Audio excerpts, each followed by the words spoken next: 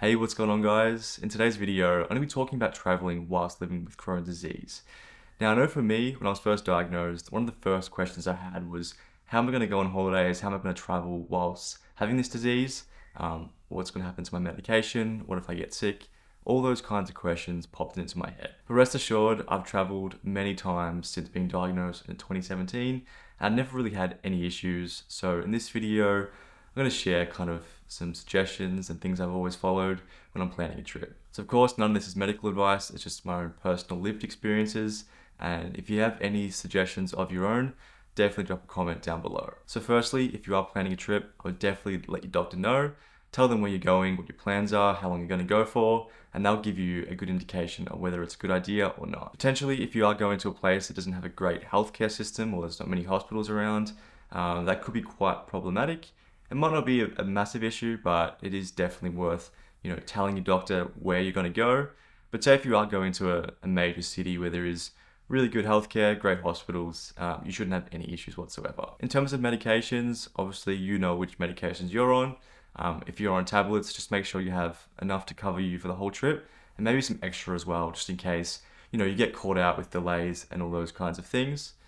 If you're taking injections like I always have to do, make sure you transport them correctly. I always use a cooler or like an esky bag because my Stellara has to be kept cold at all times. And this obviously creates problems of its own when it has to be refrigerated. You have to always keep it in the fridge. So that means it might change the types of hotels and hostels you stay at. So it's just something to think about. I've talked about this more in my Stellara video, so I'm going to leave a link on screen to that. So in terms of insurance, I always recommend getting travel insurance anytime you go on a big trip.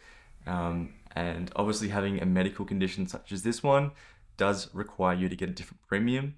So normally it's about an extra $100, $200 Australian to get the Crohn's disease extra, and it's definitely worth it, and it'll cover you if you get sick or have a flare up and have to get medical attention. So in terms of when you're actually traveling, and you've arrived at your destination, there are a few things to keep in mind. I do think it's kind of self-explanatory, but I will quickly touch on it.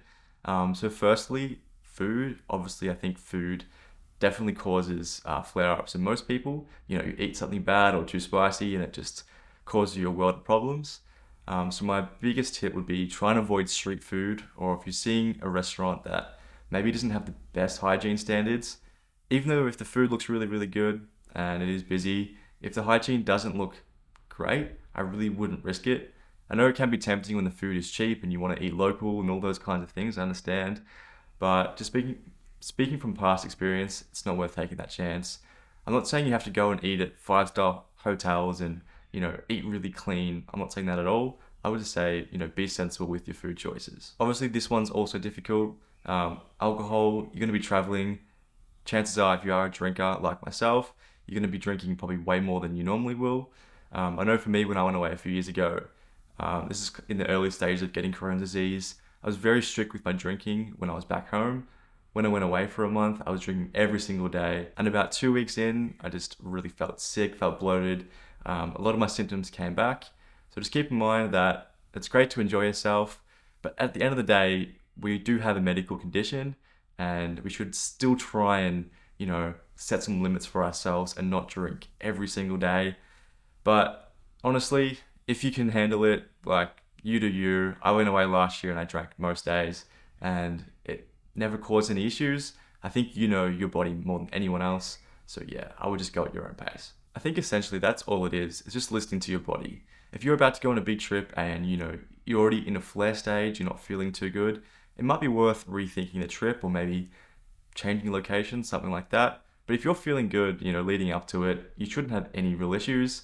For me, I guess the thing that I always make sure is my planning is great. As I said, insurance, I've spoken to my doctor. Another good thing as well is always getting a letter from your doctor, outlining what condition you have and the medications you're on. This is very handy if you get stopped at, say, the security at the airport. That way they know it's been signed by a healthcare professional and you shouldn't have any issues. I would always recommend taking some steroids or prednisolone or even some gastro medication, just in case you get a flare and you just need an extra few days to get back home.